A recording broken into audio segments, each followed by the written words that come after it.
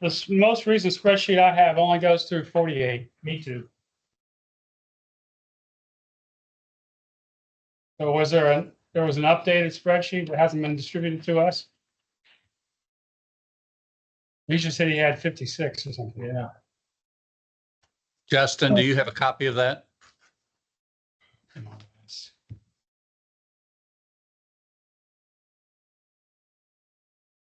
Last one was sent on August 25th, or yeah, August 25th, 55.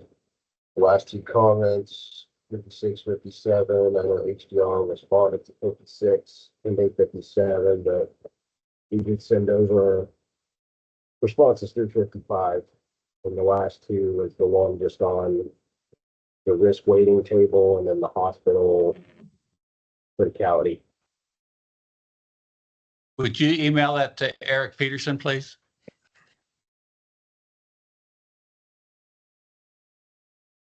Seems familiar. Have you done this before?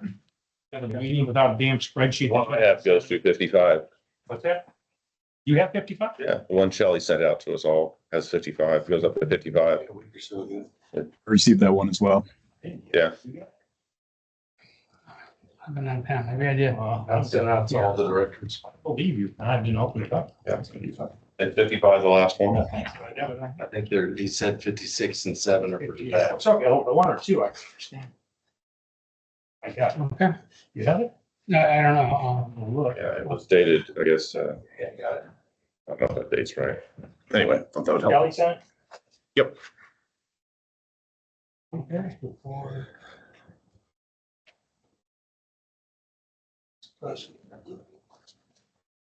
So An invite. 10th. Send it to me. She sent it on Wednesday, On when? Wednesday, the 10th. I just got an invite. As a file attached. Attached as an ICS. Meeting, not invite, no spreadsheet.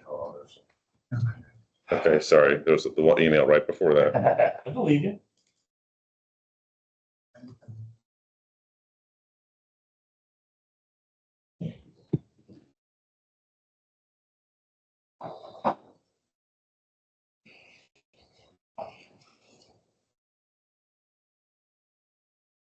This is the email. I think it was 8, sorry, it was 8/24, yeah. 8/24. Goes through, that's the one that goes through questions 55.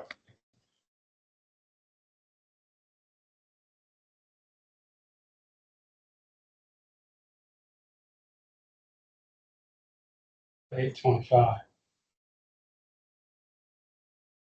Yep, that's it. I missed it. I was on vacation.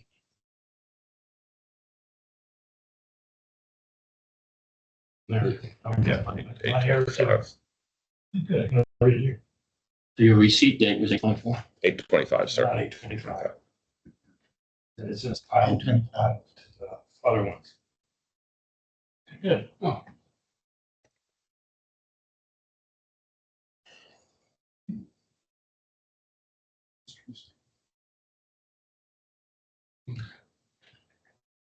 So we gotta start at 49 or 49 and go through the new questions, or? This call is to answer any questions that you all have lingering.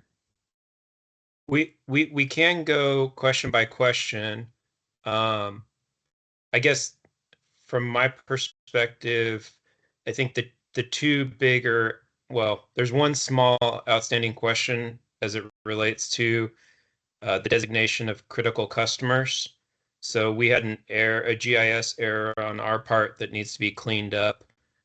This is going to slightly decrease the risk of town center from 4.56 to 4.53, so 0.02 of a point, and slightly increase the Woodlands Mall project, but not enough to move it anywhere close to a tier 1 project. So there's going to be some hundredths of a decimal place change based on getting that corrected. But that's I guess the smaller set of comments that we received that we still owe you. And then I think in my mind, as I'm looking through the comments, the big outstanding question is related to how we go from individual pipeline risk and condition scores to the overall projects, the 7 individual projects that are included in the report. It felt like there were 4 or 5 comments that were directly related to that, and there might be some value in having a conversation about that process. So I don't know if that rings true with you guys or if you'd like to focus in other areas, but I was thinking that might be the most value for our time today. Do you guys want me to print out that thing from the 25th? Yeah, I apologize, I don't have it. I don't have it either. And with regards to that, and while he's doing that, with regards to that question you said about that you misallocated one point. Just tell me about the hospitals. The hospitals all bear out that I asked about? There were, I'm trying to remember my email, there was six, I think, identified in the Woodlands. Just make 10. Mall. And Yeah. they all, they're not hospitals. Did you look at that? That's correct. There Okay, so appears those are to the be a ones you're talking GIS issue on that join. And when we correct the issue, that's the small Okay. change in risk scores that I alluded to. That's- So there was an issue with pipes getting assigned to a hospital when they shouldn't, or vice versa. Okay. And we are in the process of correcting that, but we can see from the data, it's not going to change the outcomes. No, it didn't. What it did, and I appreciate it. I didn't expect it to be a major driver. So you drop from 100 or whatever the score is to 8. It's not going to be significant. The problem for me was there's bust in the damn data. So I just looked at one little project and I only looked at hospitals just because they stood out as being the most important. And I was very disappointed to see wherever the hospital came from, whoever identified hospital as a critical customer didn't tie it properly to the proper DL. So it makes me suspicious or worry about the rest of the database. What else is mistied? Because I don't have time to go through that data and take a look whether you identified daycare centers properly or old people's. I couldn't do that. I mean, that's not my job. So you say it was a miscoding by GIS. I'm not sure it wasn't a hangover. Would you guys work with the what was that, ADM, the old asset plan, AMP? Was that your source for critical customers? And if so, was that in error?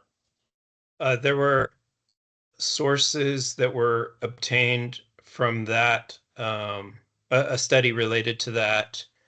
And there was also a separate set of critical customers that we got from the Department of Homeland Security. Okay. They track dialysis patients in schools and hospitals in GIS points, and occasionally they update the spatial location of that. The issue occurred specifically from a GIS analyst that sorted the data incorrectly, specifically to the critical customers. So we have found the reason for the error and know that was the problem and what drove it. Oh, okay. That problem's cleaned up and you suspect that everything else is right? Correct. And I apologize for that error. Oh, no. I appreciate you telling me you found the error because then I don't worry about the rest of the database. It just was a bust at that point. And like you said, if you just drop something down one rating, it won't change the score significantly. I was more concerned about the data we were using.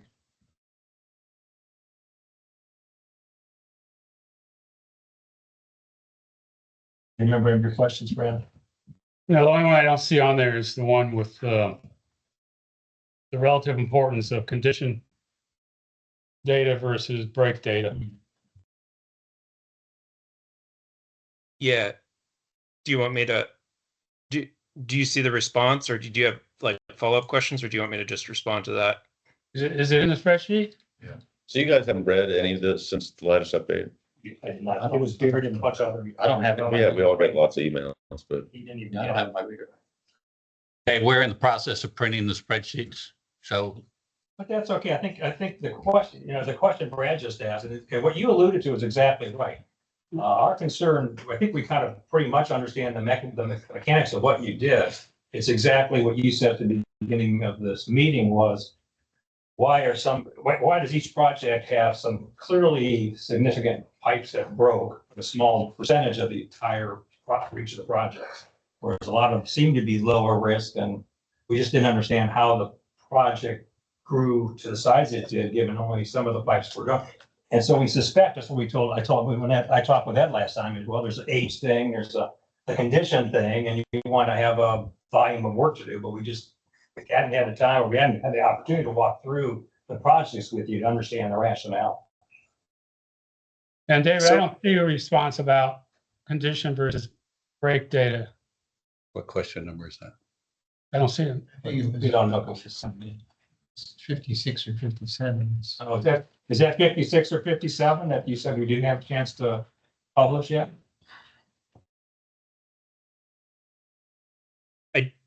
I did, kind of knowing that that was your primary concern, I did have prepared a quick refresher of the existing logic that's built into the report, and then was planning to open up GIS so that we could interrogate individual pipes and break history and condition assessment, and you could see how the logic that is currently being applied results in the final projects that are there, and where there is wiggle room for adjustments in the policies that would significantly or could significantly change the extents of the project. I think that's the important thing to do. Yeah, that's fine. But I mean, it sounds like you've got a spreadsheet that goes to 57. Correct. And we've only got a spreadsheet that goes to 55. Is that correct? Is that what you're saying? That's right. Yes. So we're missing. There was 56 is a question from Brad, and 57 was a question from John about the critical customers. We did that one, so. Okay, so 56 is, okay. But while we're waiting, can I ask a question, going back to your PowerPoint you presented at the meeting? And I think it's slide 53 of the PowerPoint you presented at the meeting. And it's on one side, on the right-hand side, it's the map of the woodlands where you go green and yellow, and, it's that age, what do you say is good, and what we were concentrating on the 7 projects? Unfortunately, I didn't bring that sheet with me. And on the right-hand side is the map of the woodlands with yellow, green bubbles. And on the left-hand side, it talks about EDS. You know what I mean? And Yep. you have these periods identified. And I think one goes from 68 to 71%. And then it drops to 68 to something else. And it gives you 3 layers of times. And the question I have is, the first layer is, I think, is 68 to 75, and that was the, below 68. And then when you go up that sheet, you look at those dates. The dates are they correct? You have, everyone begins with 68 to a number, then above it is 68 to another number. So I thought I had printed it out in the packet, but I didn't. You kind of understand what I'm looking at? I think I recall the slide that you're talking about. I'm trying to navigate to it now.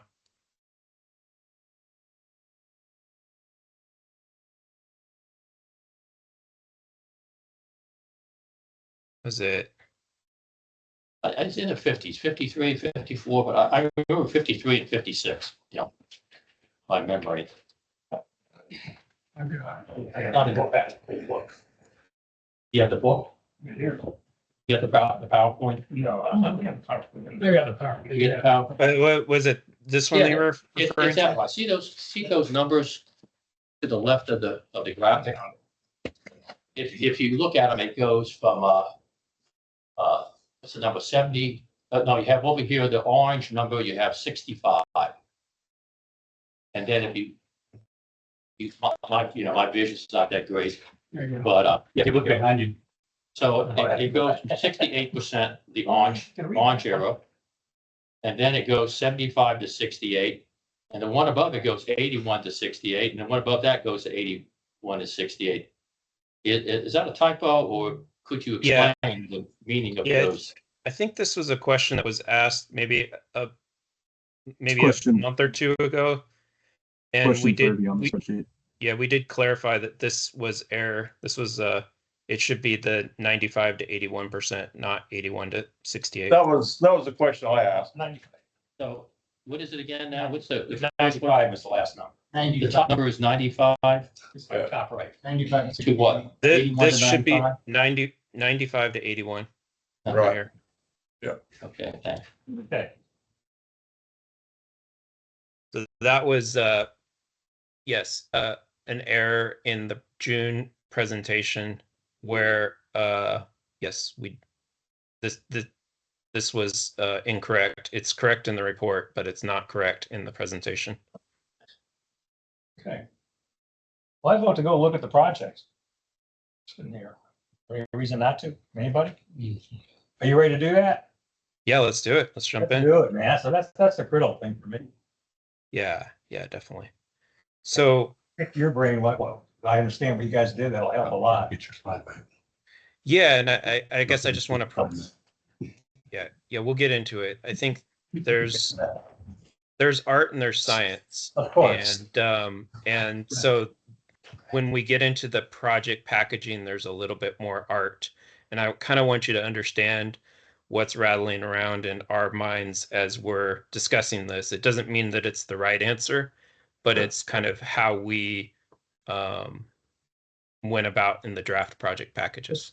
Would it be fair to make the motion not to bother looking at town center? Since you guys already approved the engineering of it? I mean, that's a question for everybody. You want to see his logic for town center? No. Are you all fine with where we're heading at? I am. I think that's I think that vote's safe. fait accompli. That's right. You think it is or no? Yeah, I do. I do too. And I think it was in the top three and we were far enough along. Ed made some good points about how long it's going to take to get started anyhow. No, I don't need. So look, I'd rather not look at town center and just go to your next level to your next ones. The next, Woodlands. the next one is Woodlands Parkway, and that has a lot of break data. Yeah, exactly. A lot of break. Yeah, and They were in the same. Thank you very much. we can go through any of the examples. I have queued up Woodlands Parkway and Westlake. But we can talk about any of the other 6 projects. Just as a Go ahead. just as a quick refresher, pipes were identified for replacement using a standard decision criteria. So replacement projects were either identified, there were 2 methods. One was the desktop risk assessment, which is really driven heavily by breaks, flagged them as being a very high risk. That would be a score above 15. Or direct condition assessment. This is where we pulled a sample from the AC pipe and measured how much remaining wall thickness was there, was shown to be in poor or worse condition. That would be a score of 4 or worse. 37 GIS pipes qualified for replacement. However, on average, the SGRA pipes are fairly short, about 540 feet long on average. And a lot of times it isn't prudent to replace pipes in such short lengths, especially transmission pipes, because the projects are really disruptive to the community. A significant portion of the cost is embedded in sunk costs like mobilization and traffic control.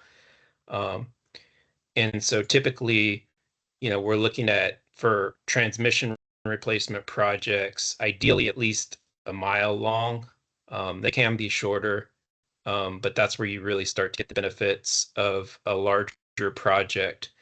And therefore, we did look at evaluating the pipes in the immediate vicinity of the ones that we know are really bad and added those to the projects. And I want to share that logic, obviously. So when we're looking out and around those worst pipes, what we're really doing is looking for pipes that either have elevated risk or condition assessment that has determined that they're in fair or worse condition. So that would be a condition score of 3 or more. So as you probably can gather pretty quickly, there are some key advantages of having shorter projects, not going out to a mile or 2 miles or 3 miles. And those include only replacing the pipes that have truly proven to be near the end of their life based on their desktop risk, or we actually pulled a physical sample from somewhere along that pipe.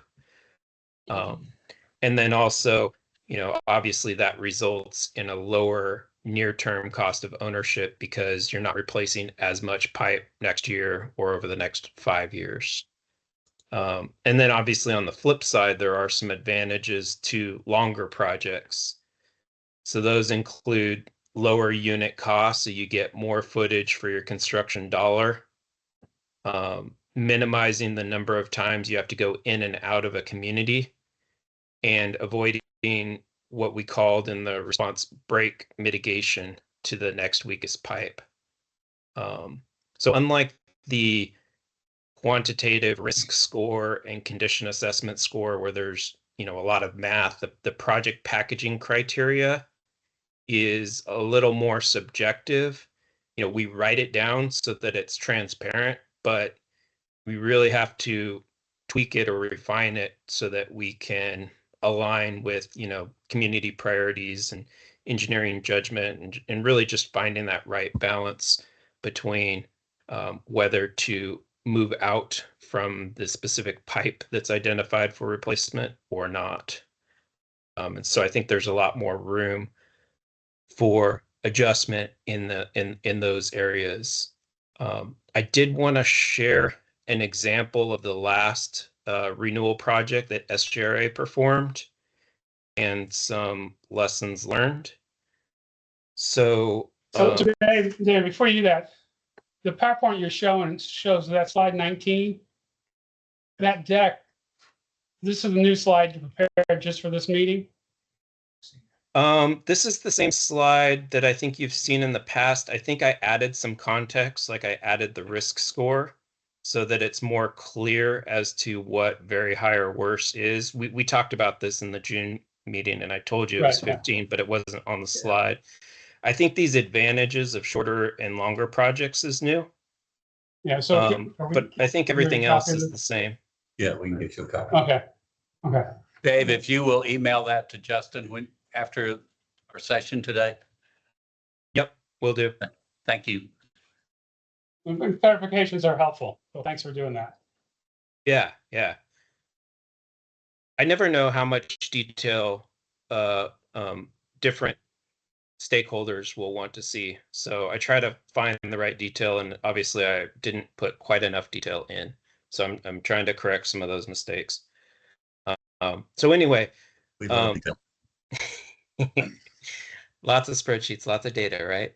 All right. So the example that I wanted to bring up, the last SGRA renewal project, is related to this 2.8 miles of PVC pipe that was installed in 1989. And so it runs along Research Forest near the Woodlands High School, all the way down to this location. This is where the project stopped when they initially installed this project in 1989. They also installed this little loop here at the same time, this up Cochrane Crossing Drive. So way back in the 90s and early 2000s, there was some breaks down here at the very southern end of this installation project. And SGRA did a renewal project in 2005 to address this particular segment of the pipe. It's about 1,300 feet long. This eliminated breaks for a short period between 2006 and 2008. And then we had our first new break in 2009, right about here. And then we had a big surge of 8 more breaks between 2015 and 2018. And so at that point, we renewed, or SGRA renewed the next southernmost portion of this 2.8 mile project and addressed this section of the pipe. So basically what happened here, and we see this all over the country, is that if a project was installed poorly, once you fix the weakest link, those breaks may migrate to the next weakest link, which was this portion of the pipe here. So you know, why is that? So basically what happens is the pipe will get stressed. It'll be, you know, it could be a small to moderate stress, and it's going to break the pipe at some point. It's going to break it at the weakest point in the pipe.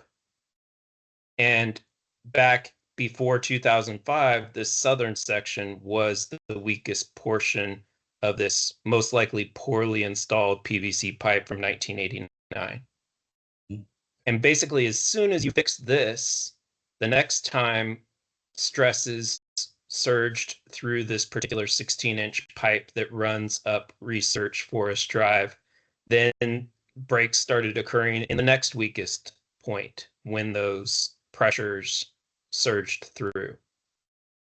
So I guess, you know, just to the point about a point, if that date is correct, and that's what happened, that's almost 15 years between first renewal and second renewal. Time value of money, that's a heck of a lot of money. Yeah. Right? The other point is that break in 2020 over there on the far left by the high school, that's where that fault is. That's a fault issue. There's a pretty significant fault that cuts through the high school parking lot over there. Yep. And I'm not sure that the other break, depending exactly where there's in the other line, that may be as well. So let's forget about the two to the left, because that's Earth moves. And the other one, buying 15 years isn't a bad deal in my mind. That's a whole lot of money. And I think every utility will strike that balance differently, because this probably resulted in shutting down the roads, and you know, may have resulted in some outages, inconvenience for the folks. Like if we would have done this whole, if we would have known with perfect hindsight back in 2005 that instead of replacing this 1,300 feet and then replacing this 1,100 feet, that we would replace this whole like 2,400 feet at one time, we would have gotten a much lower cost overall. We wouldn't have disrupted the roadway twice, and we would have avoided these 9 breaks that occurred between 2009 and 2018. So I think you're Which were right. all repaired, right? Sure. Yeah. Until they replaced, right? So It's a good example. But since I think- 2019, the brakes haven't, I mean, I assume that whole 2.8 miles of pipe is all the same. All the same project built in 89, right? Yeah, all this was built in 89. So why don't PVC we- pipe and up here. And so why don't we see, now that we did the second renewal, if your pattern's working, shouldn't you expect to see another set of brakes even further downstream? Well, I think this leads to the uncertainty in the project packaging and the reliance on engineering judgment. So we don't know if this portion is just a little weaker or if it's in way better condition than the southern portion. We didn't know that at the time when this renewal was determined to do. You know, we just fixed the area that had breaks. So there, you know, it could be that this portion of the pipe up here is in much better shape and does not need to be replaced, or it could be that, you know, I guess if we look at this, 2005, the first break after it occurred about 4 years later, 2009. Here we renewed in 2018 or 2019, and the first new break was 2020, and then there's another in 2024. So this is where there's a little less science and a little more art in terms of how to balance some of the advantages of having shorter projects versus the advantages of having longer projects. And there isn't necessarily a right or wrong answer that you can look up in a book. if we take the approach that's been taken for these 7 projects on this problem, we would have replaced the whole 2.8 miles, right?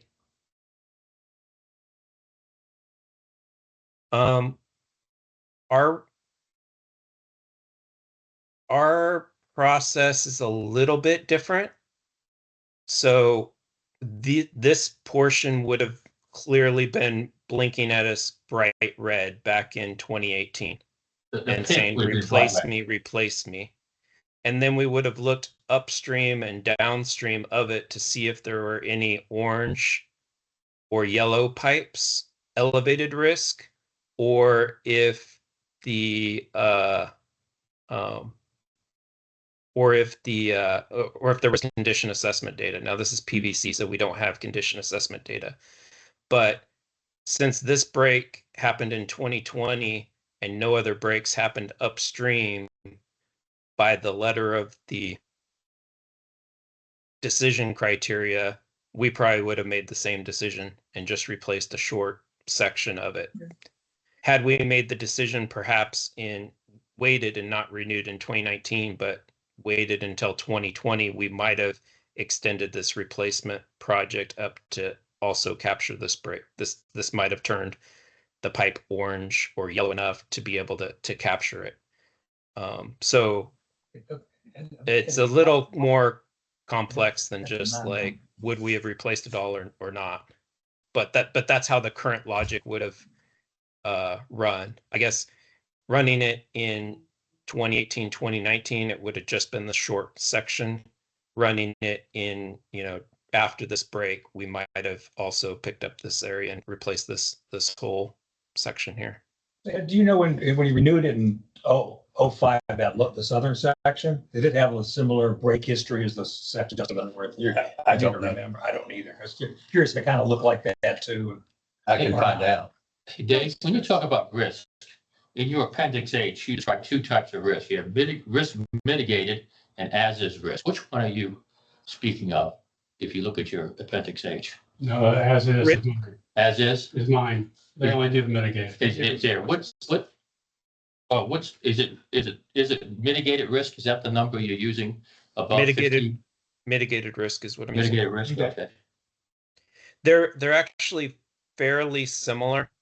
The only time they're going to deviate significantly is if you have a low likelihood of failure pipe in a high consequence area. And there we've seen, if you don't use risk mitigated, it'll say you should replace this pipe that's never broken near a hospital just because the consequence is astronomical. And that's why we go to risk mitigated, because we want to have a certain baseline elevated likelihood of failure before we fix a pipe and renew it. So that's why we would recommend risk mitigated and not just likelihood of failure times consequence of failure. So Dave, this is Hugh. Did you essentially apply this logic and this process across all the pipes that we were talking about? And that's how you came up with the 7 projects, essentially? Exactly. Okay. Exactly. And this is a process you have used and other municipalities have used to try to create a roadmap, as it were, of not only, figuring out what may have a problem, but how do you want to fix it? How do you want to go about it? And aggregating like-minded projects in similar areas is really a management call, I guess, a bit of an engineering call, a little bit of a financial call. There's going to be various aspects that are going to determine one way or another that might push a municipality to do a smaller scope, and somebody might want to do a larger scope, right? Was that what you say is kind of in our purview of what we should be focusing on and thinking about how we approach the cost side and the risk mitigation that we're achieving along the way? Absolutely. So I took a swag at that, and the projects probably are maybe a little bit more on the larger conservative side to avoid this situation where we fix a pipe that's been breaking, and then all of a sudden the next portion breaks, and our customers are asking, why the hell didn't you replace this whole section at once? So there's a spectrum of how large to aggregate or grow the project to be able to avoid the risk of that break movement. We have a specific criteria and policy that we wrote down, but in particular, that's the part that has a little bit more art than science, and definitely has a lot more room for additional tweaking to refine how the projects are generated.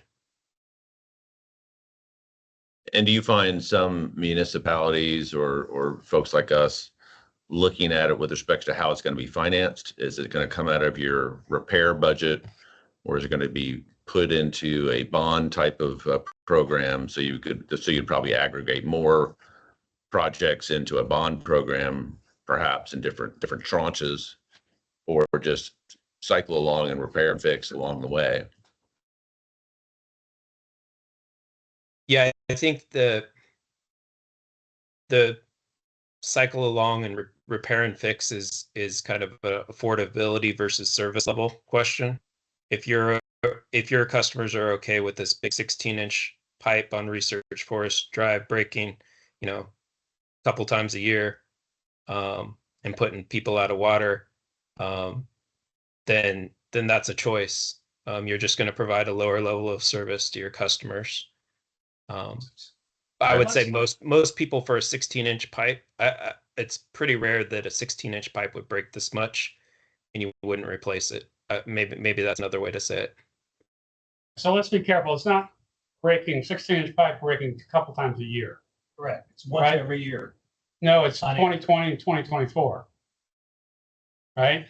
There were 8 breaks between 2015 and 2018. Right. Yeah. So we replaced that. But I mean, since that, Right. as Right. far as Yeah. the part that Yeah. didn't get replaced.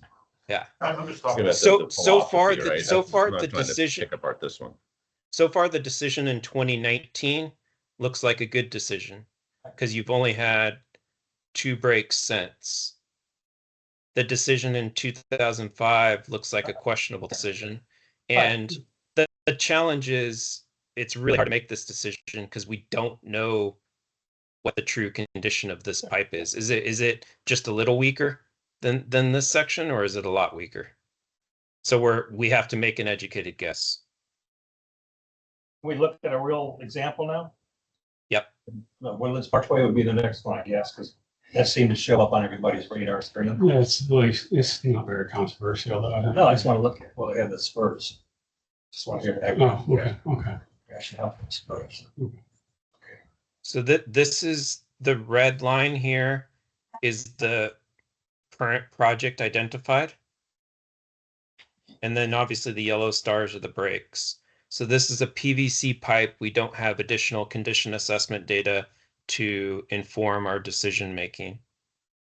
If I turn off the project and turn on the risk, again, the breaks are a key component to driving the pipe risk. So now the lines are, a thicker, redder for the highest risk and a thinner, greener for the lowest risk mitigated. And Sorry. And so we see basically the decision logic says 15 or higher, you got to replace the pipe, right? So that's this like thicker orange one and these red ones, got to replace this, got to replace this, got to replace this. And then the project packaging says, well, if we're going to be in the street replacing this and this one also has elevated risk. It was installed in the same year. It has broken before. We should replace that.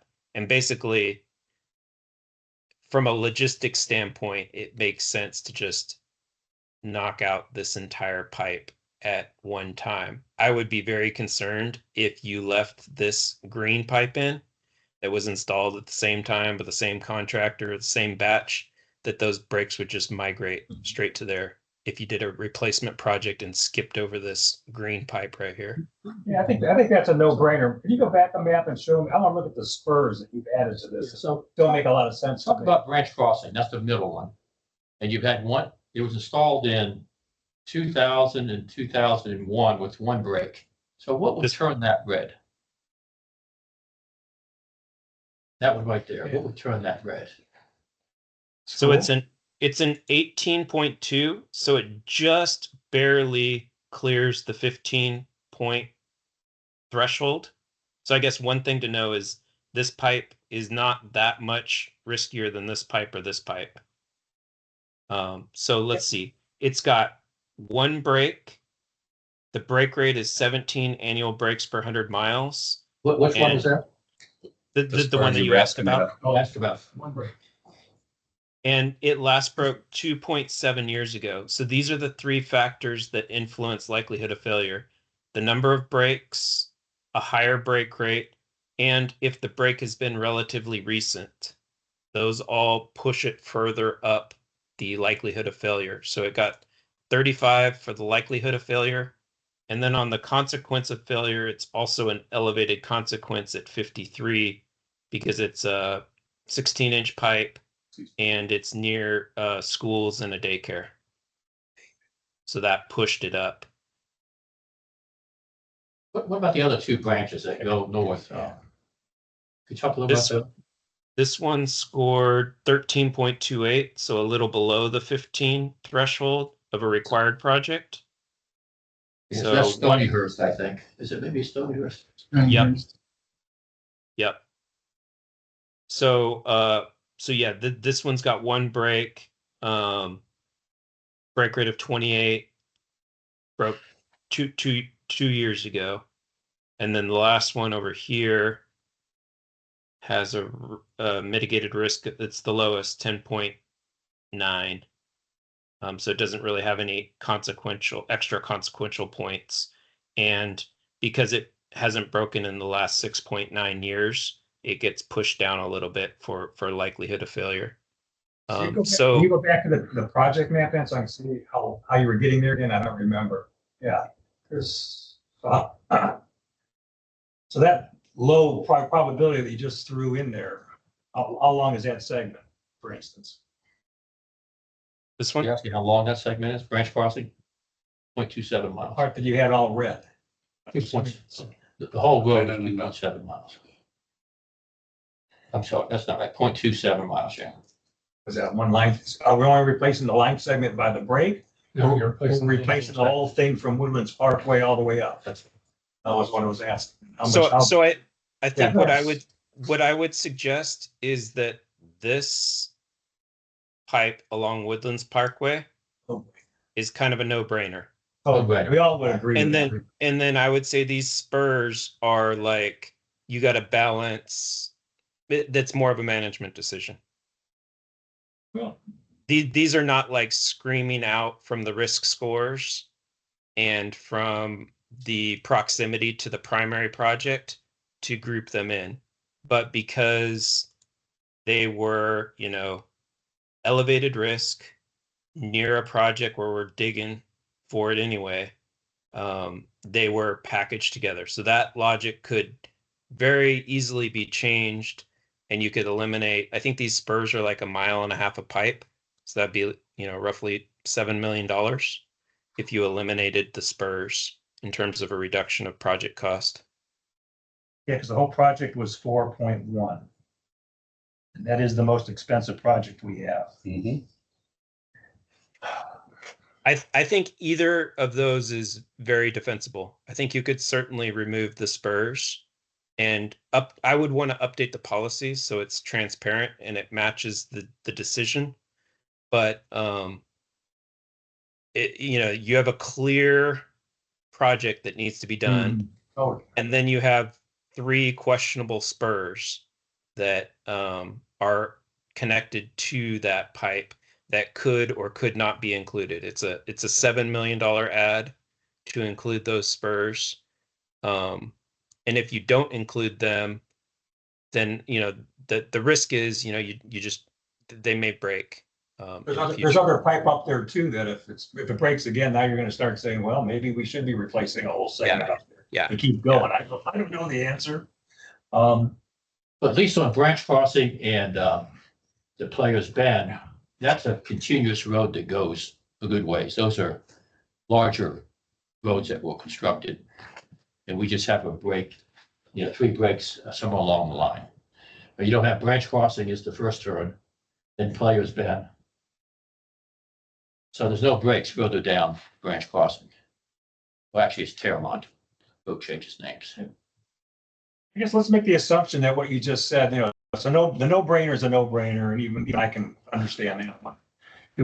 And we said, well, maybe the 3 spurs aren't so urgent, but we're not sure it won't change over time. Have we and this is kind of a question for you, Ed, have we started in conjunction with HDR or somebody developing the program to continue to monitor and circle back and we say, okay, that's, there was a break and now John broke again and.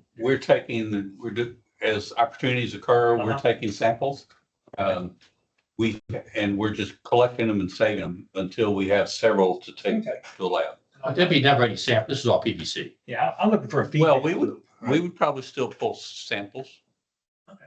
We would save a portion of pipe. There's no destructive testing you would do in PVC, Well, other than There- a failure. Is that true, or? You could do a failure analysis of it if it was a abnormal failure. A lot of it's not going to tell you nearly as much as the AC testing. Right.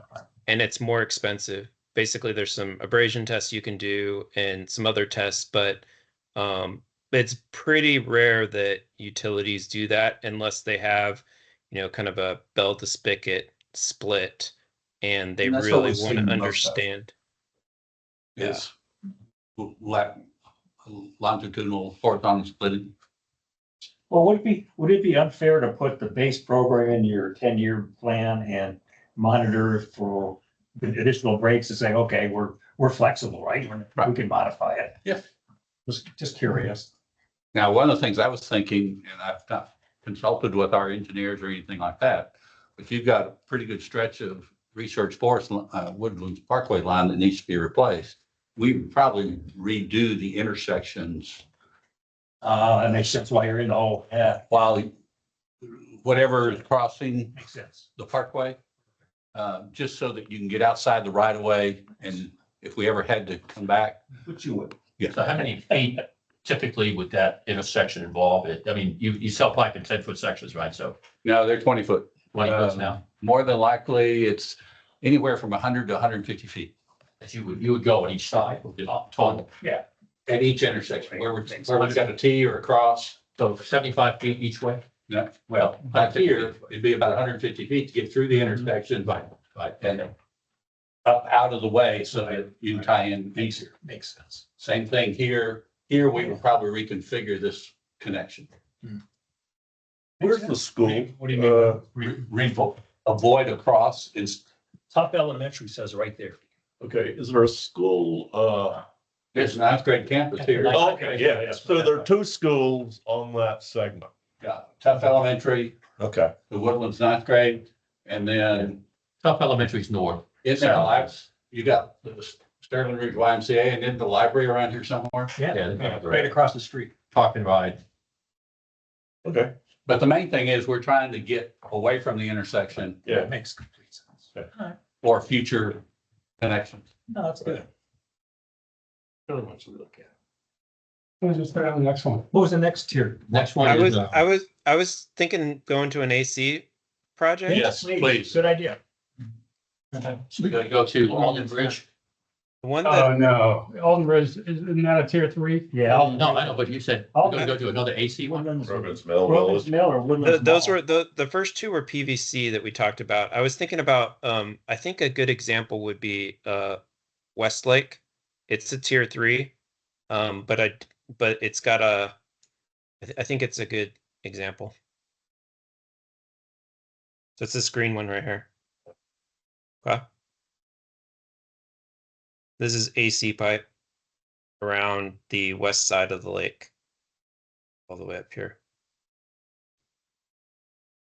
So for AC pipe, in addition to the risk, the colored pipes here that are driven a lot by brakes, we also have these orange triangles, which are where we pulled a physical sample and tested how much wall thickness was remaining for the AC pipe. So these are like another great data point for decision making.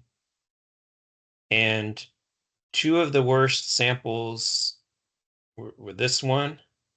So a condition of 5.43, really bad. And this red one here, You have a bigger mouse. 5.15. Pardon? I can't tell where he is. There he is. Can you make your mouse pointer bigger? So that one there is East Panther and Dunn Meadow, is that? Yep. Is that an okay data point? When I asked you about that, first meeting, you had some reservations. That's a clean. Yep. That one is a confirmed issue, probably due to the groundwater. There's creeks right here connecting these two lakes, and that is probably contributing. This one in particular, I recall, had a lot of external deterioration in addition to internal deterioration. So basically we have these two really bad points, two of the worst condition assessment measurements. And then we have kind of in between them, we have this orange triangle here, which is a 4.89. So it's almost a 5. It's almost red, but that one's also poor. So I would interpret that as being this entire area here. Like if we were to dig it up and measure the condition, would be in pretty bad condition. Can you talk a little bit about LOF? Most of these readings are, in the 4s or just breaking 5.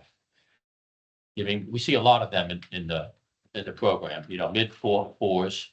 Can you talk about the LOF and why it's 4? We don't see it in the 6, right? It's low 5s, mid 4s. Can you talk about how that, how that is applied? Like the detailed calculation? No, I mean, I guess how in the first question I asked where you had an EDS score and you say above 60, 70, 80. But what we see here, and I'm a layman on this, so we see, something in like on these 3 sets, right? New Trails and Technologies, one of the lower ones we see is 3.3 LOF, right? Total LOF. And then we have 4.9 and 5.2 with Meadow. So can you talk about, the way you interpret this data? 3 is fine, 4 is caution, 5 is no good. Because when you look at the EDS, it's, the life of the total EDS is 60%. Right? So that means you have 60% of the pipe interior measurement left. Can you talk a little bit about that? Yeah. So definitely 5 or more, very poor condition.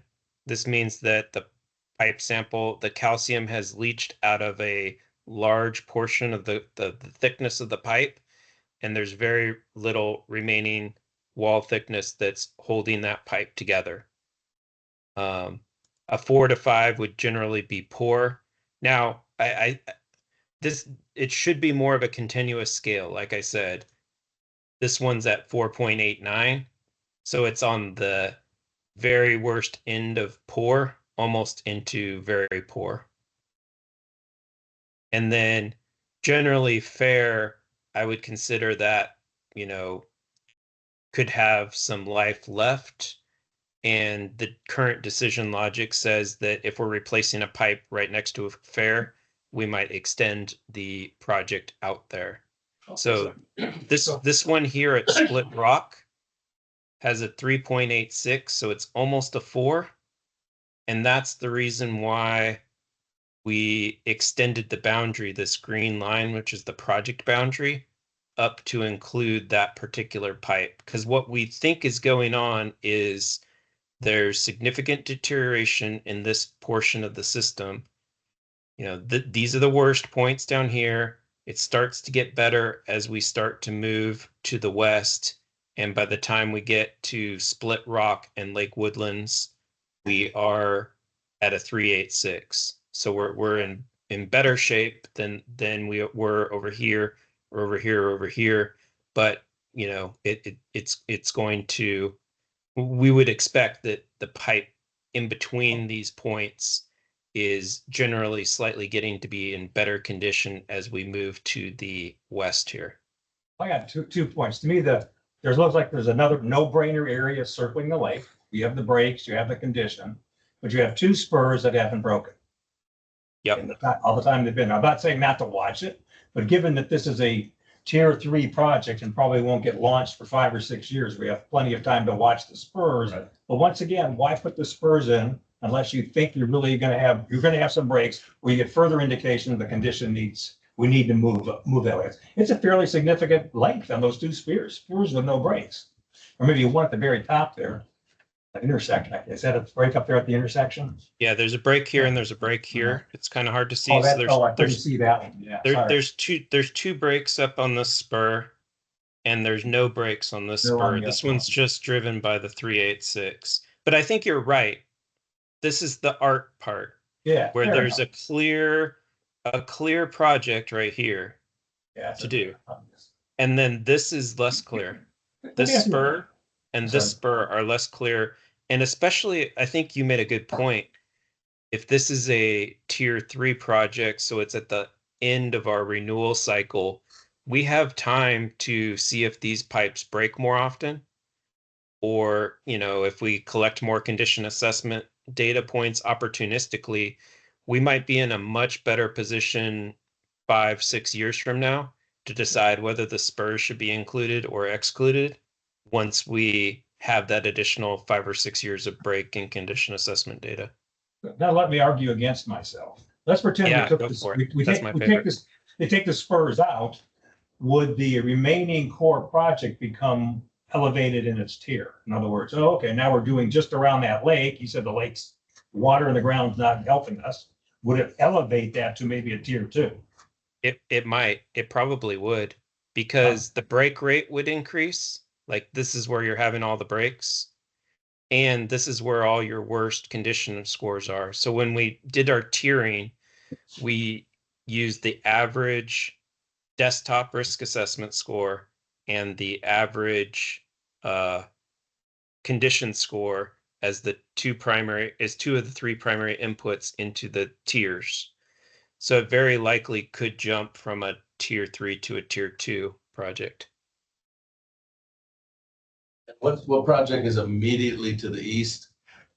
Would it, I Center. mean, would it make sense? That's Because Great Center. Yeah, Oh, because that part's worse that you tag it onto that and not do the spurs, for instance. Yeah. Or something like that.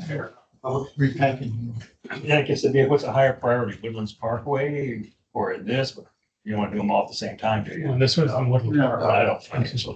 The blue one was town center. So the question, 2 questions. One is, was East Spencer Creek and Lake Woodlands the same installation project?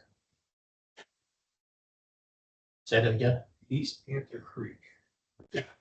Yeah. This part? Oh, okay. Are they the same project?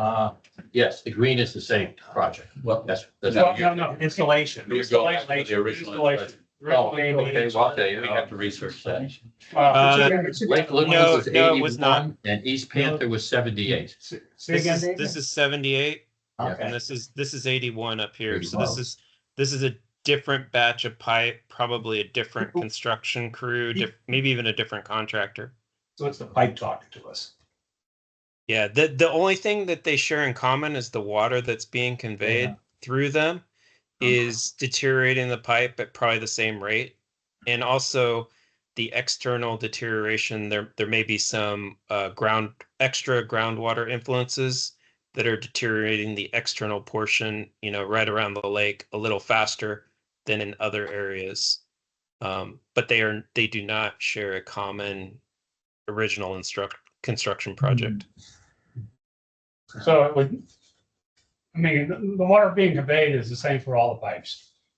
So It's the ground. it would, I mean, I would conclude it then it's an environmental impact more than anything else.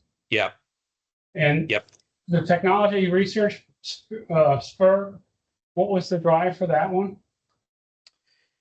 Yeah, I think this was just, there were some breaks here, but they were categorized as non-condition related. I was a little bit concerned that maybe they were fragile pipe, and as the contractor was digging around them, maybe it was a combination of not just them hitting the pipe, but also the pipe being fragile as there was some excavation. And then also just to eliminate all the AC pipe that's in this area.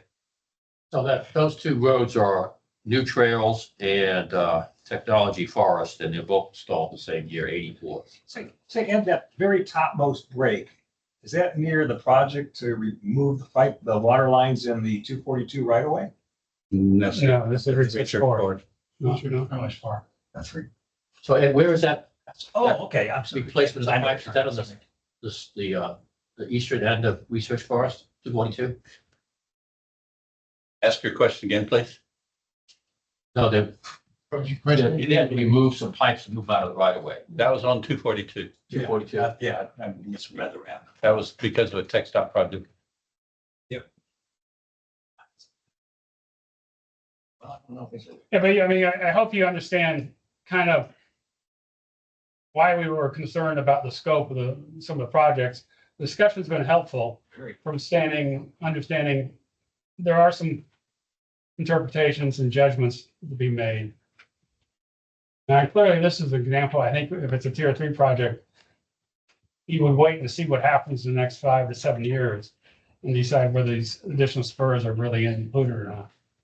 If it's an environmental factor, you would tend to think that new trails is less likely to be justified. We have time. We have time, yeah. That's how I like to build my tent, is do what I know I'm gonna have to do, put the money, get ready to get the money, and then watch and adjust. Because we're not stupid. We want to provide excellent service. Would the replacement with AC pipe with PVC minimize environmental impact? It would. But we're also looking at HDP. HDP, okay. Some sort of plastic. Though. Yeah. Either of those would. I'm looking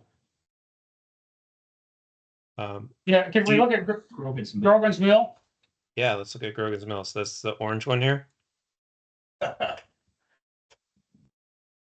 You ready for me to, I'm going to turn off the project extents. If you take that snapshot in your mind. And now we can see the risk and the condition points. So again, I just want to draw your attention to the condition points. We've got a pipe that was observed to be in very poor condition here, and another one right here. So we would expect, you know, that this section of the AC to be in pretty bad shape, and it's also had 2 breaks. These 2 breaks trigger this pipe to a high enough risk, this very high. So let's see what this risk is. This risk is a 15.68. So it just barely clears the hurdle of the 15-point minimum to add that to a project. And then the primary project runs along South Millbend here, where we have a ton of different data points. We've got very bad pipe here, or very poor. We've got poor pipe here, and we've got fair pipe here.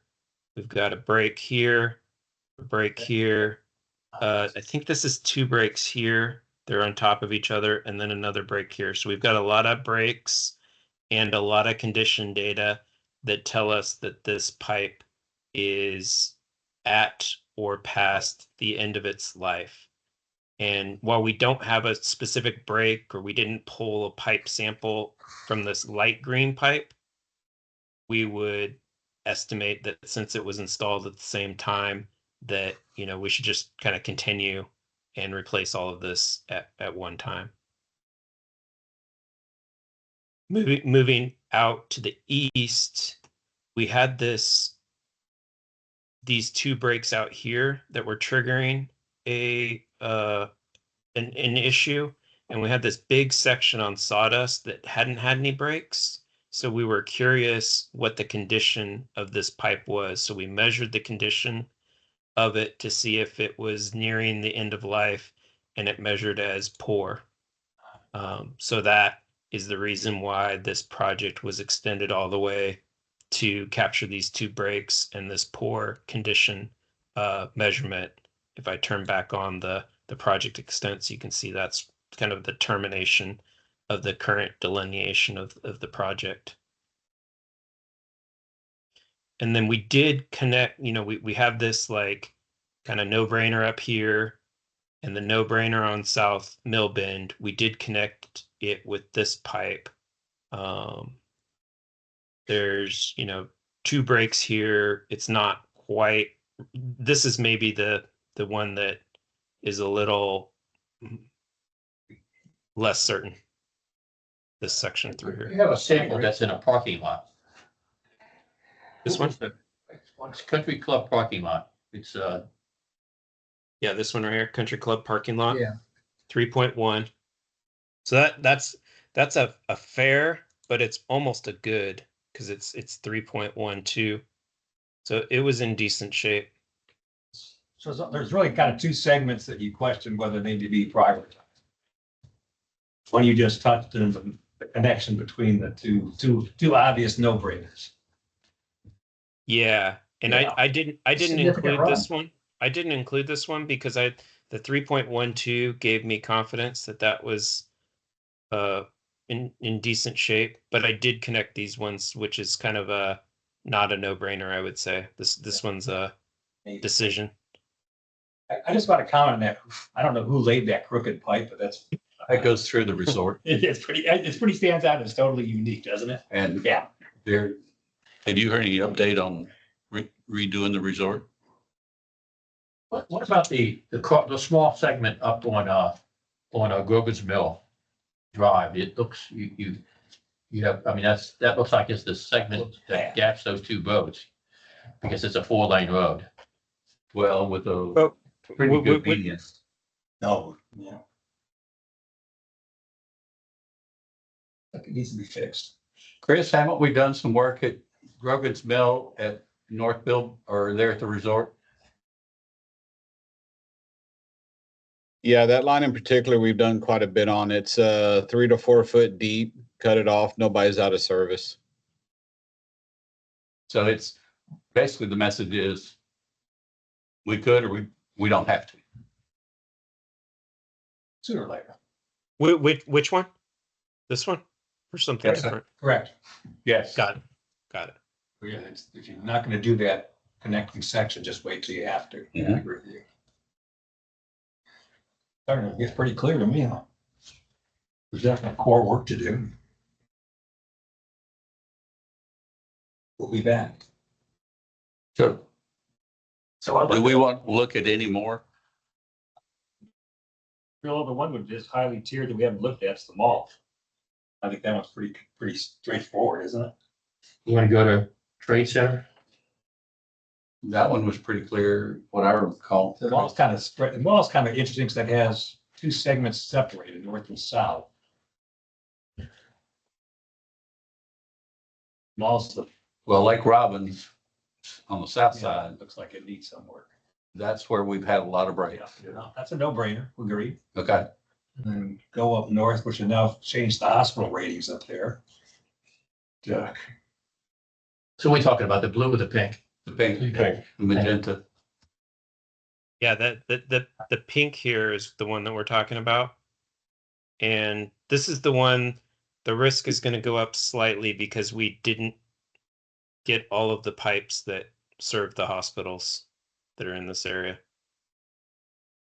Or the hospital and other critical customers. But it's not going to change these colors significantly. Is that Trade Center? No. Yeah, no, this is Woodlands This Mall. is- the mall. this is called the Woodlands Mall project.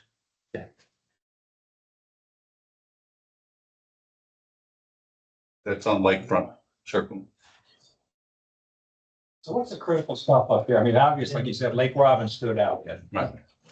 That road with the hospitals up there, it just doesn't look in that bad a condition, right? I know.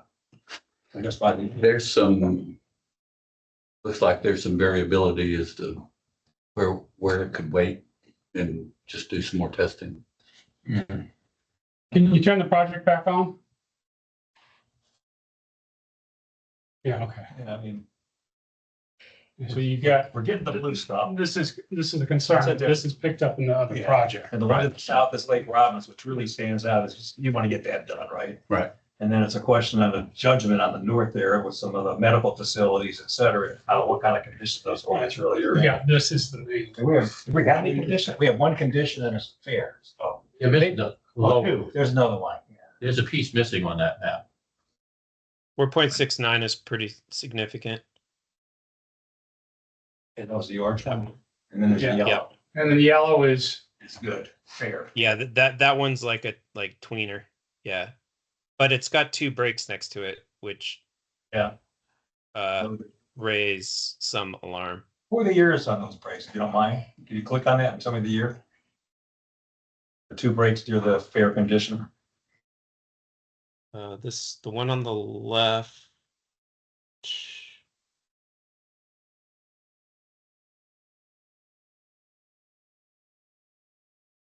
2015, and the one on the right.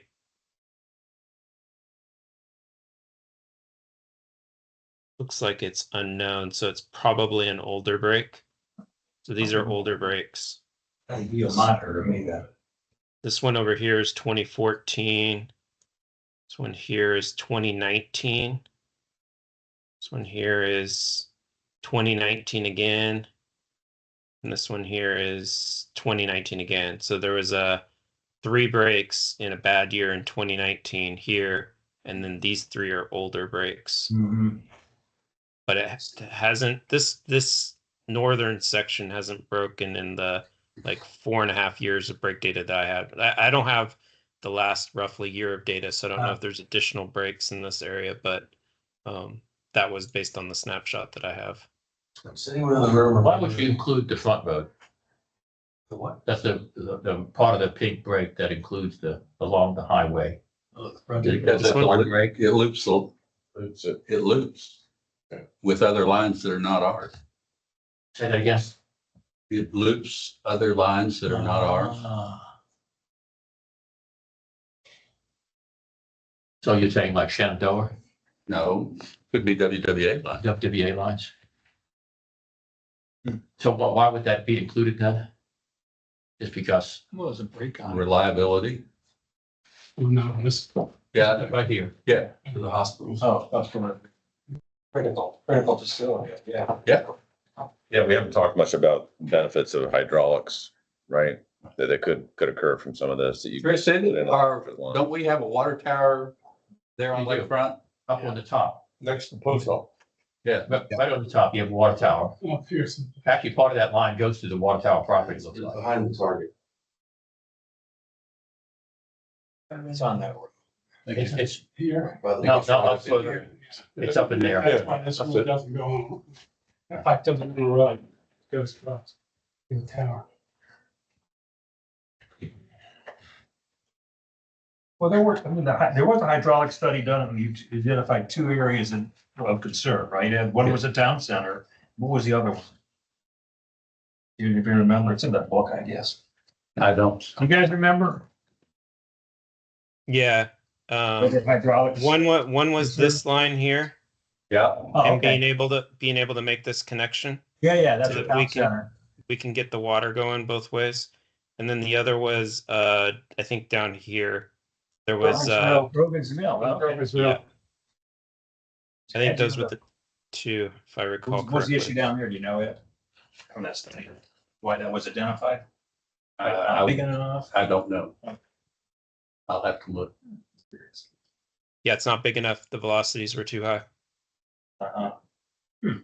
Which would lead to erosion on the inside of the pipe. So Ed, do you anticipate SJRA to be able to kind of continue on with this type of gathering and capturing of data and really kind of conducting the same type of analysis, both with these kind of tools? Is that the plan? Yes, sir. Okay.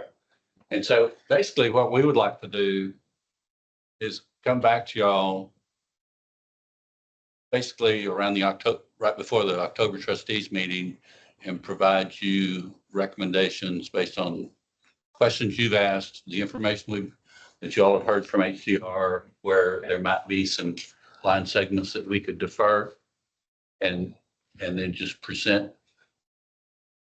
what modifications to the tier 1 and tier 2 projects are, and just leave tier 3 out there to watch, put it on the watch list.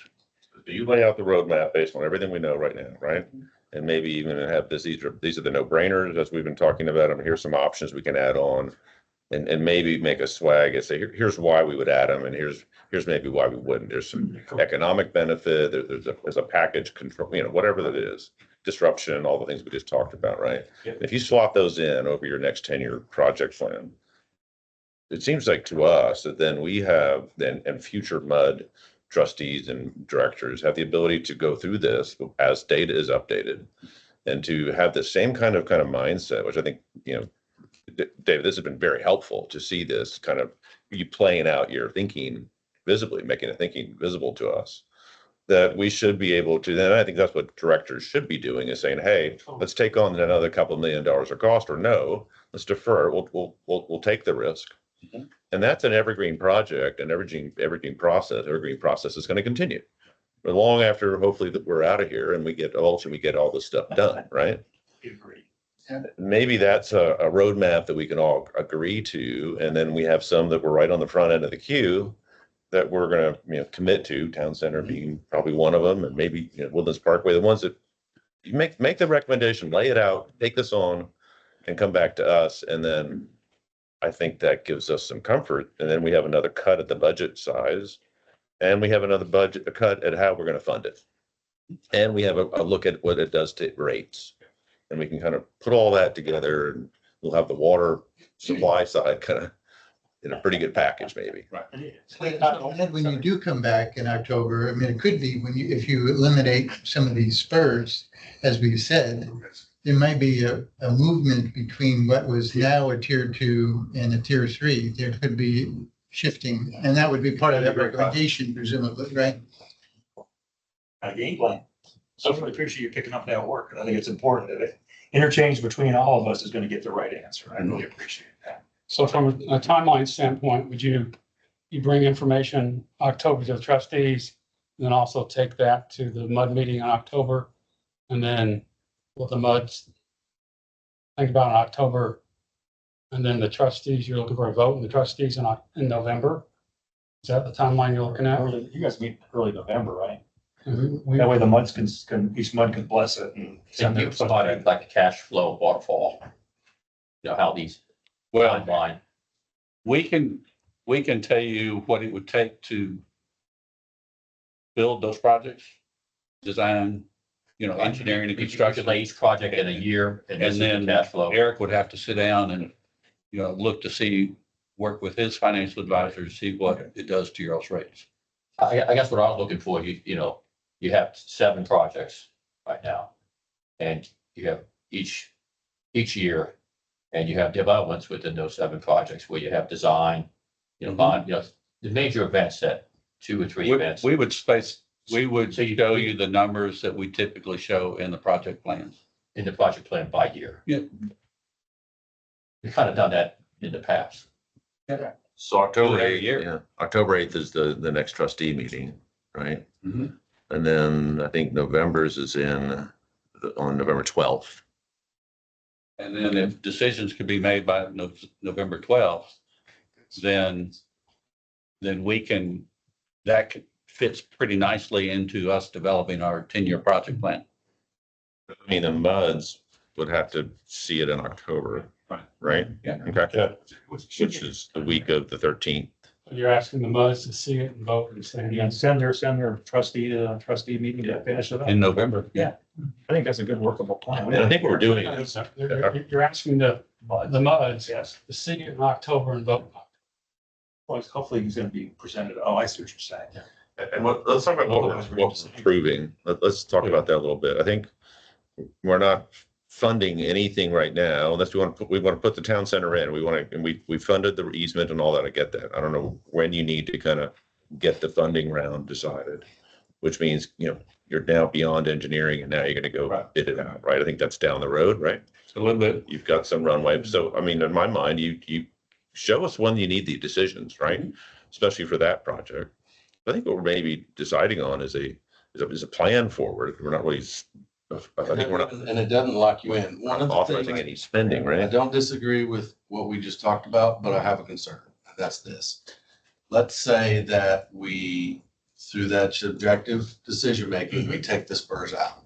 That makes sense, right? So then those projects are going to be put in the project plan at year 3, 5, 7, whatever, wherever they are, right? Right. So we're not going to have to make decisions to move forward on year 5, 7, whatever, until that time. If we take those, if we de-scope those projects right now, and then over the next 5 years, those spurs start popping, now your planning tool, which is your 10-year project plan, all those projects go up in cost and you weren't planning for it. Versus you put in the full project now, and as you get close to doing it, you scope them down because you haven't seen it, but at least the worst case numbers are in your planning tool. Yeah. I'm just throwing that out there. I mean, every year we bid here, we update the 10-year plan. I understand, and so you would, and so you're not, because approving the 10-year plan doesn't lock you into that project. No. That's the roadmap for you. And so it's just a different philosophy in looking at your planning, But it is something that gets broadcast, and we've had, it's been broadcast in MUD meetings and been broadcast at trustee meetings. Here's the 10-year plan, here's the capital, here's what it's gonna do to us if we fund this whole thing in terms of rates or tax rollback. So I prefer to take the lesser approach where these are slam dunks. I mean, they're quite clear, put the project in there. I think trust the SGRA to monitor it for us and say, hey, we had that scheduled for year 5, guys, we're gonna have to add to it. We can adjust the plan every year. Let's do it. I'd prefer doing it that way than the other. What if we just bring the optional ones along the way, right? I mean, you have kind of two totals. You have the no-brainers like you're talking about, and then there's another subset. And at least along the way, and now I think what you're talking about. my Eric, concern is how all are of you a gonna- sudden, we're like, whoops, just kidding. We sold you on this number and we had a bunch of bricks. And now it's a lot more. I'd rather tell them good news that it's a lot less than it's a lot more. But that's just, Yeah. I was just throwing that out there. Are you suggesting like a contingency thing? Well, I'm thinking if I'm looking at a 10-year budget and I get to David's request, which is let's see the money, right? That I've got kind of 2 layers here. I got the base layer, and then I've got and the second layer is assuming I do all those, let's say the spurs at the same time I do the base, right? And it gives you some context. Here's my max and here's kind of my min. And the spurs in there are going to do what I think Eric said. When they get moved forward, then I'm going to raise that top line a little bit over time. But maybe that's a good economic decision. Maybe it's a good, operational decision. But we see all of it. It's all just visible there. It's easy to see. Yeah, nothing. Right. Oh, And if data says, oh, this one is just like quiet, we haven't seen anything on this spur. Still quiet. It's dropping, Quiet. right? And then it just moves to another kind of down the road a bit. Yeah. Right? It's a live thing. It's going to work. I'm thinking then we see all of it. It's very transparent. And we're looking at everything, but we're making decisions on the critical stuff. so the last time we did this, like 2 years ago, we had a 10-year plan. Right? And as soon as we had the 10-year plan, there was movement to have tax rollback elections for the full amount. Remember that? No, Oh, I remember that, there was no movement. I mean, we had open discussions about tax rollback election and people told us the value. There's no decision.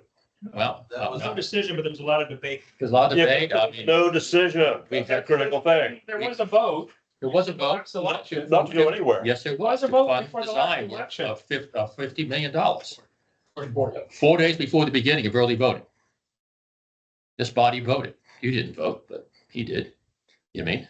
So I'm just concerned about that we have an understanding that we have a 10-year plan that doesn't immediately start a process to fund the 10-year plan to tax rollback elections. Now, we can't have a tax rollback election probably for the next one would be May. You mean? I think we But need to then- see what if we decided to do this, when we would have to go into a tax kind of process, right? I think that's all we're asking. There would be, once you see the 10-year project plan, there's going to be a threshold at some point during that plan that either you decide that this is not good for water rates, or it can be fine throughout the entire thing for water rates. That's a decision that y'all have to make. Right. But until it's on the project plan, you won't know how that stair steps up, right? Right. And that'll have to be a decision. There's probably a threshold somewhere along the way where water rates, you don't want to get to that point. Or maybe there's not. Maybe you say, you know what, I don't care if water rates, we'll do all 7 projects over 15 year or whatever the timing is. Nobody really believes we can absorb $120 million through rates, do we? I don't know. That's about $40. $40 a month. It's about $30 on your water rate per 100 million. And it's half that if you go to rates, if you go to tax. And these are clearly capital investments, long-term investments. They're not operating expenses. But some people might say, well, 30, that's not that bad. Or maybe they'll say, I don't know, that's too much. I don't know what that threshold is. In a real world, this would be a capital expense funded with capital dollars, not expense dollars. Okay. Correct. Which in our world would translate into a bond. But you all aren't selling the bonds. No, We are. Oh, so you're gonna do the loan payback again? That's what you plan to do? That doesn't go, that loan goes into our operating budgets. So the loan we I'm very have, familiar with what? that. I'm very familiar with that. Yeah, right. So it's But not. you have the choice of how you pay that. You have the choice of whether So to pay. you're gonna sell all the Let me finish. Yeah. Let me finish. He's gonna sell bonds for himself. To Go ahead. pay the contractor. Right. How you pay us is up to you, whether it's through water and sewer rates, or whether it's through a rollback or a combination, or you go out and do cake sales every week. We don't care. Yeah, and the $1 million question is, can one mud do one thing and another mud do another? That's Are complicated. we gonna live with that world going forward or not?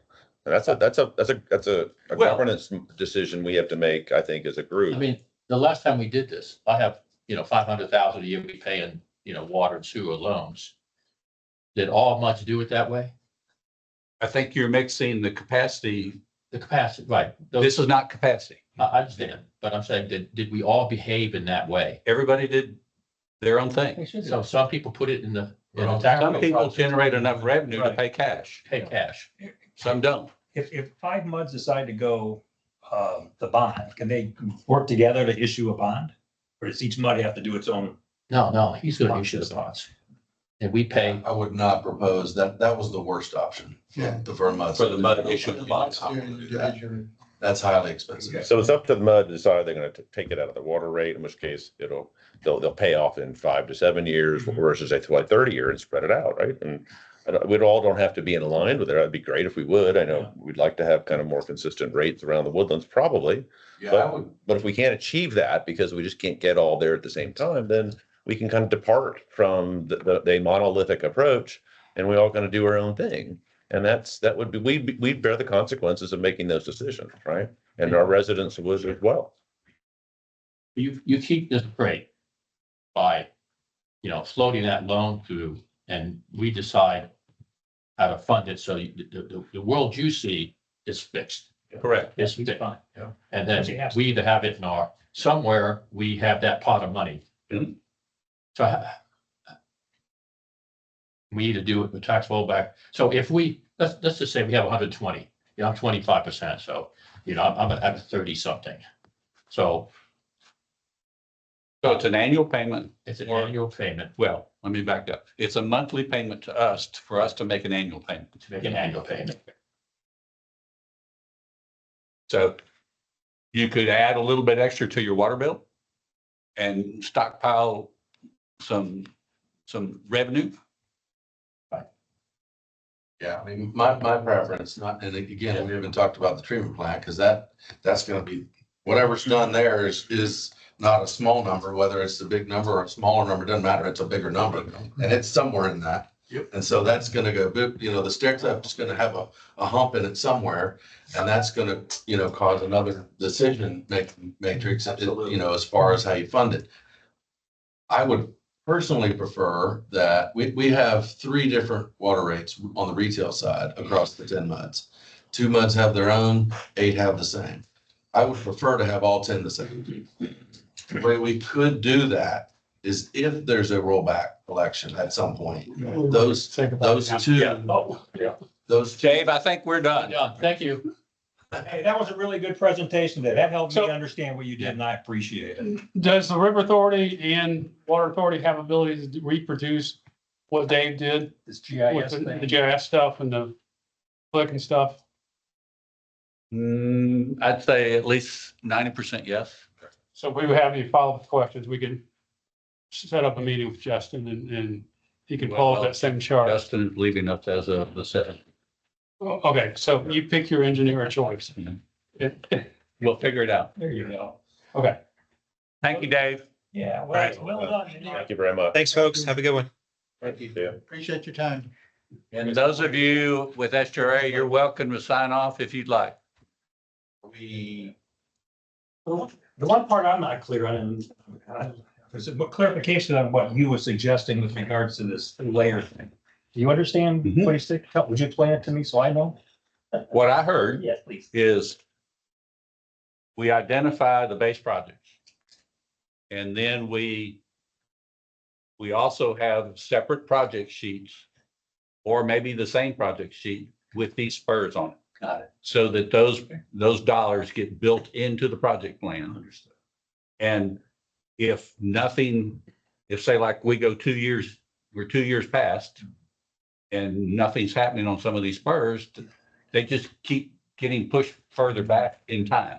And the money keeps getting pushed back, but also updated. So if you took Woodlands Parkway as an example, Okay, let's say, what's that? That's number 2. So you'd have a 2, and then you'd have an A, B, and C for the 3 spurs and how much money that Right. represents. So that we can see the A base project and then the spurs. correct. And you have structured the projects. that way. Is that a good representation? Yeah, I'm seeing it kind of visually and on a piece of paper and how you could get your arms around it, right? And they would be separate project sheets, but they'd all end up on the summary sheet. my intention is not to create a roadmap that's presumptuous that we would do this first, but to not lose track of this. Right, and I think that The prize is if the data then says, whoops, sorry, you gotta do it. That's my only Yeah. I suggestion. guess some of the spurs are gonna roll into an expansion, really do. good, but Who knows? the logic got them there because they're nearby, they're somehow adjacent to it, and they're within a reasonable distance to say, hey, you could do these together. I think that's kind of what I heard, right? And as they move, if they move forward, then they become maybe part of the next year's Yeah. project, and then they move down from year 3 to year 4, or year 4 to year 8. Whatever the- Any of these projects is going to require, a set of engineering drawings. And you can always add in a street here and a street there.